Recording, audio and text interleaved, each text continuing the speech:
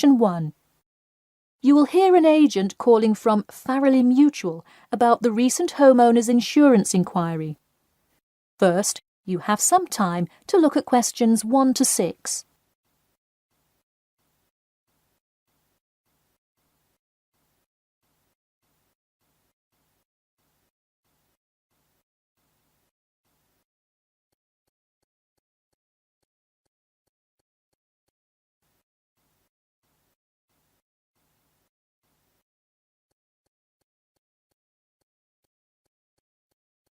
You will see that there is an example which has been done for you. On this occasion only, the conversation relating to this will be played first. Hello. Yes, I'd like to speak with Janet Evans, please. Speaking.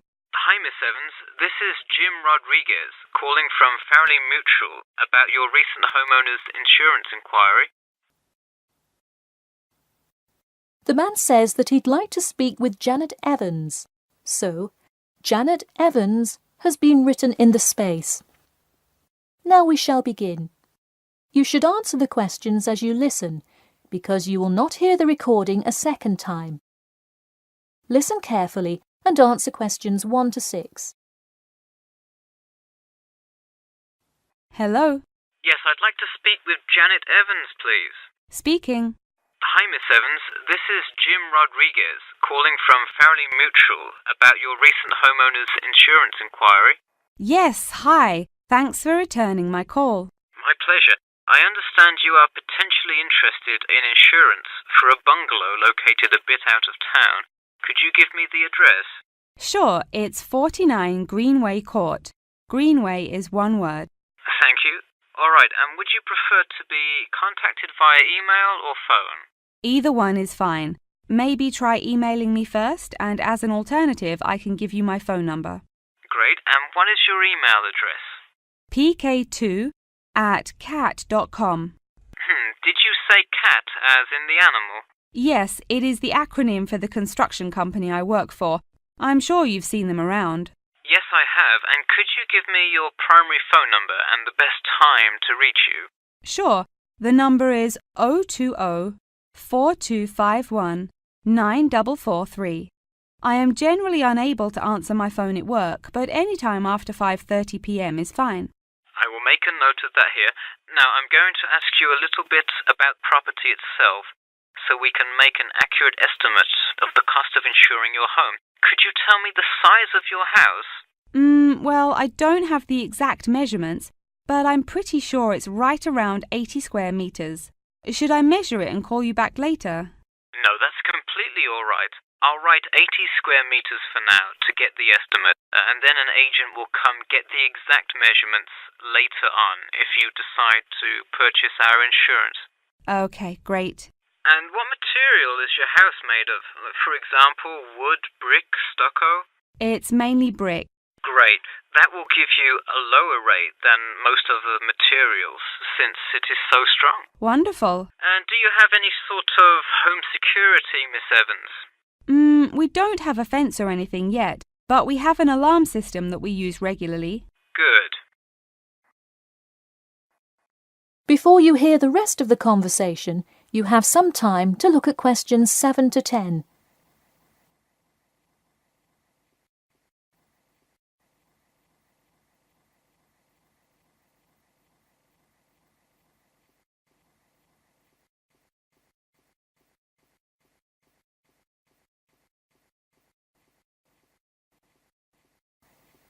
Now listen and answer questions 7 to 10.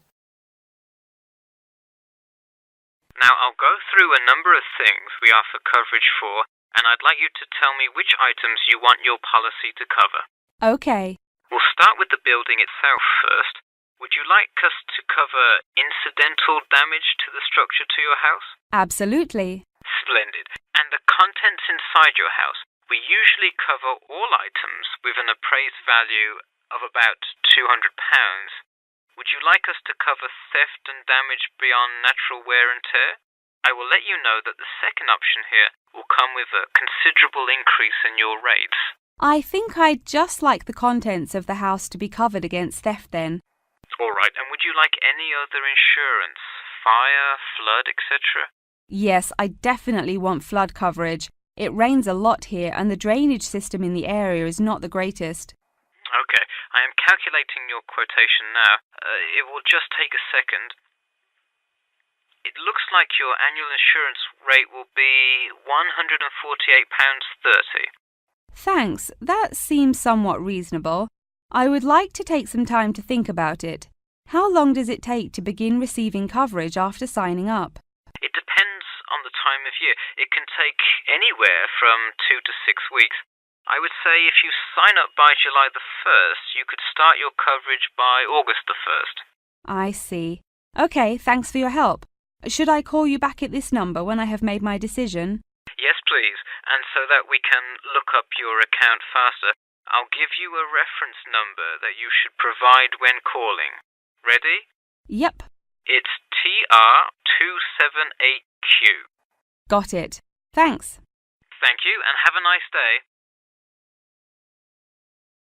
That is the end of section 1. You now have half a minute to check your answers.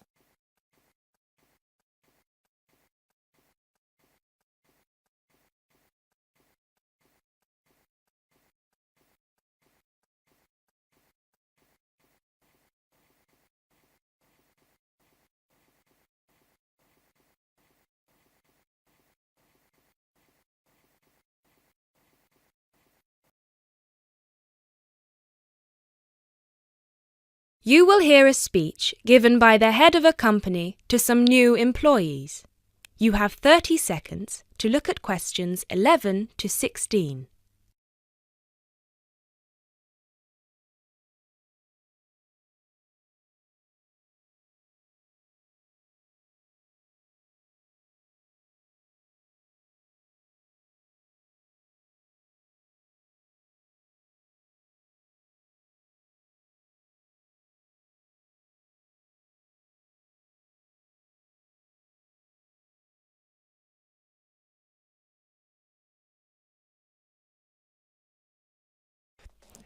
First of all, a warm welcome to Barker's Country Safaris. We're delighted to have you all on board for this season.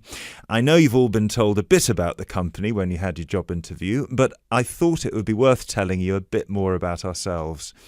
Barker's was set up 10 years ago by myself, John, and my then girlfriend and now wife, Nancy. We started it initially just as a hobby. We felt that there was a good opportunity to share our love of the countryside in this part of the world with the many visitors who come here. As you know, most people come for the beaches in the summer, but there is so much more to the region, and this is what we wanted to exploit. Nancy and I were born near here, and as teenagers we went climbing, kayaking, whitewater rafting, potholing, and just straightforward walking. This district is in our blood, and we love it. While we were still at university, we started taking small groups of visitors out into the national park in Nancy's brother's old Land Rover. We'd drive them around the back lanes and into the forest. We'd also organise rock climbing tours for friends of friends. Then, each year, without us having to advertise, people came back to us to ask for more excursions and trips. So, 5 years ago, we gave up our other jobs to focus full-time on Barker's Country Safaris. Now, 2 years after that, we set up the activity tour part of the business, and 1 year ago, we expanded into organising activities for school groups during term time. Obviously, this was a massive challenge with all the health and safety requirements, but it's proving a great success.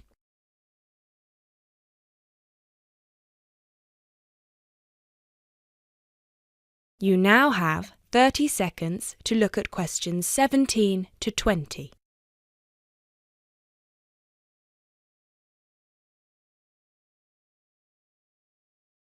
Anyway, we'll certainly not be dealing with school parties during the summer holidays.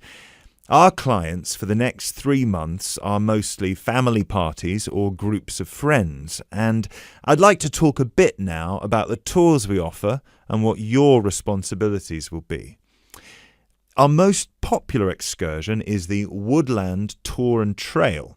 Now, often this is sold out and we have all of our 10 jeeps in convoy with 8 people in each jeep. It's a lot of fun. These tours really offer a taster of what we can provide. So as both driver and guide, it is important that you do a good job here so they come back for the bigger tours. I will talk about the commission package later. As the summer days are so long, we have 3 tours each day, but you will not be expected to work on more than 2 of them. Morning tours start at 8 a.m. and go to midday. Afternoon tours are from 2 p.m. to 6 p.m. and then evening ones 7 p.m. to 11 p.m. All the tours follow the same route and you should have made yourselves familiar with all the key information. This was provided to you in the information pack you were sent when you accepted the job offer. This is important, so if you haven't had time yet, please do so now. Our second most popular tour is the Family Exclusive.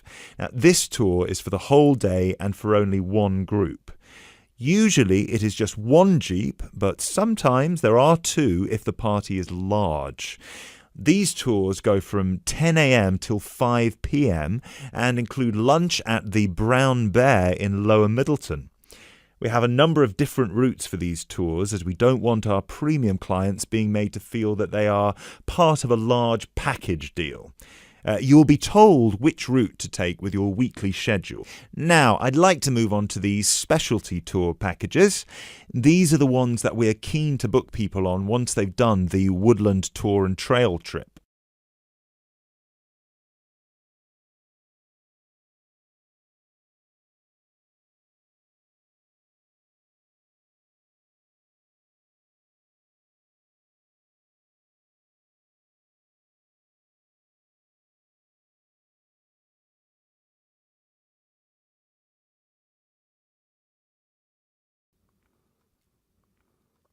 Now turn to Section 3.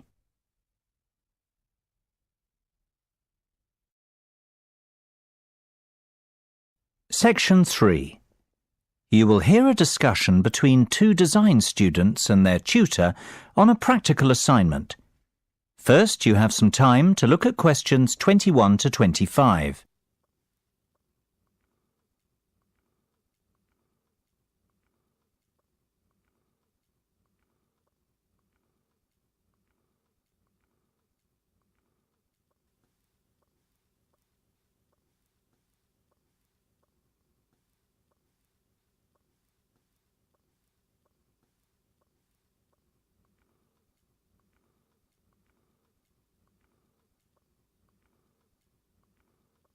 Now listen carefully and answer questions 21 to 25. So, have you chosen a product yet? I think so. We'd like to build a gyroscopic exercise aid. Sounds interesting. Tell me more. Well, we did some research and were amazed to discover the sheer range of applications for gyroscopic technology. Gyroscopes are used in laser and optical devices and can be found in many consumer appliances too. Right. Tell me about this product specifically, though. The aim of the assignment is to create something practical, functional and beneficial for consumers. Justify your decision. Well, we believe we can design and build a cheap and effective muscle strengthening aid by taking advantage of the inertial forces created by a gyroscope. Yes. What we want to do is design a ball which can be held in the palm. Within the ball, there will be a simple gyroscope. This gyroscope can be set in motion by movement of the lower arm and wrist together in sync. The device will not require any external power source because it will be sustained by the movement of the arm and wrist. This will create considerable resistance and an excellent lower arm strengthening aid. It will be simple to design and cheap to produce, yet extremely effective. This all sounds very good. I'm impressed. Thanks, Mark. We're glad you like it. I think we're really onto something here. Our research has told us there's nothing comparable in the market and that a product like this would have multiple uses.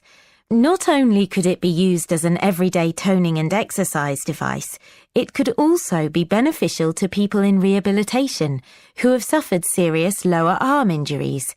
We see the product being marketed towards high-performance athletes, like tennis and golf players, for whom lower arm strength is vital too. Before you hear the rest of the discussion, you have some time to look at questions 26 to 30.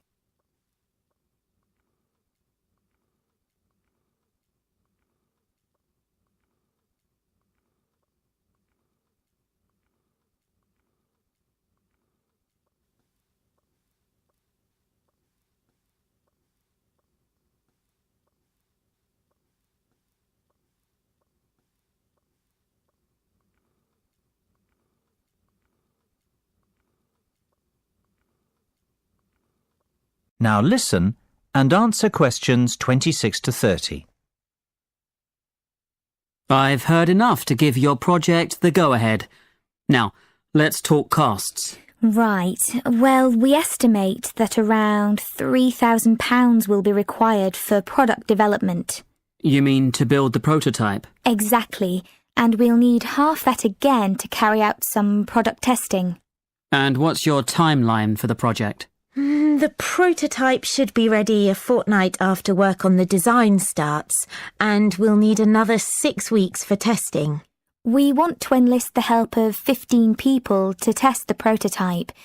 Ideally, we want 5 professional athletes to try it out, 5 recovery patients, and the remainder of the subjects will be gym members, our 3 target markets. Okay. Well, you have a lot of work to do, but you've certainly made a good start. Let's meet again on Monday to get the ball rolling. That is the end of section 3. You now have half a minute to check your answers.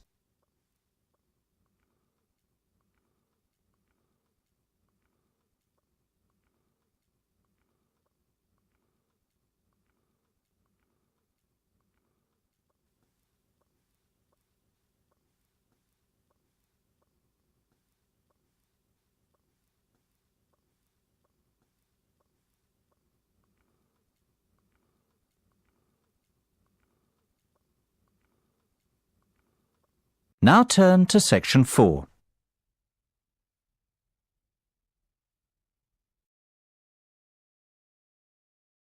Section 4. You will hear part of a lecture about public speaking. First, you have some time to look at questions 31 to 40.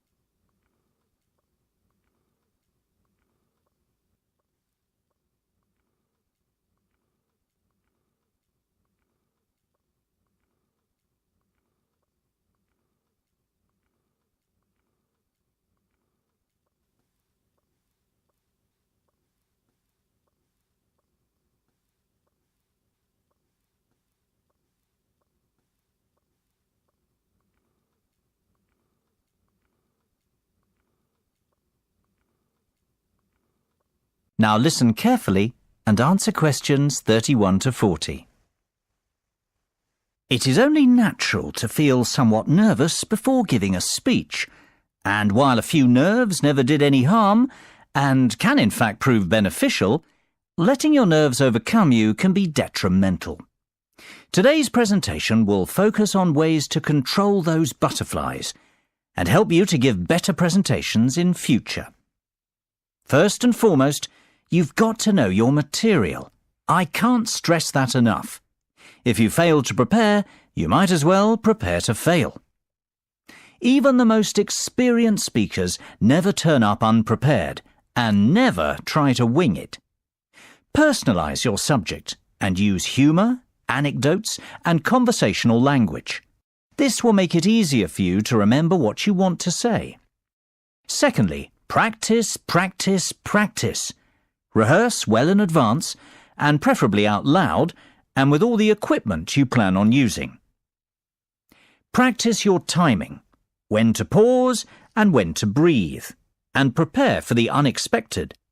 Something always goes wrong, especially when you're relying on technology, so always have a backup plan. Get to know your audience before you have to stand up in front of them. Meet and greet them on the way in, perhaps. It is much easier to talk to a group of friends than a group of strangers. And, just as importantly, know your room as well. Arrive early, pace the speaking area, and practice using the microphone and visual aids. The hardest part is trying to relax. Never rush straight into your speech. Begin slowly and address the audience first. In fact, even before you start, take a few deep breaths. 1, 1,000, 2, 1,000, 3, 1,000. This will turn your nervous energy into enthusiasm. Visualization can be a great confidence booster. Visualize yourself making the speech in the way that you intend. Imagine your voice loud and confident, and picture the audience clapping and rooting for you. Remember, people want you to succeed. The audience wants to hear an interesting and insightful speech. They aren't hoping you make a fool of yourself. Whatever you do, avoid making unnecessary apologies. If you make a mistake or two, forget about it. Few will notice, and it will all be forgotten before too long. People often forget the importance of body language. Don't underestimate this. Your words carry far less meaning than your delivery. Success is defined by your intonation and confidence. If you come across as a confident person, people will listen to you. You will command their attention. Stand tall and proud and deliver with conviction. Humans are very bad listeners. We remember less than 25% of what is said and place far more emphasis on how it is said. Last of all, be realistic and give yourself a chance. No one becomes the perfect speaker overnight. It takes time to hone your presentation skills. That is the end of section 4. You now have half a minute to check your answers.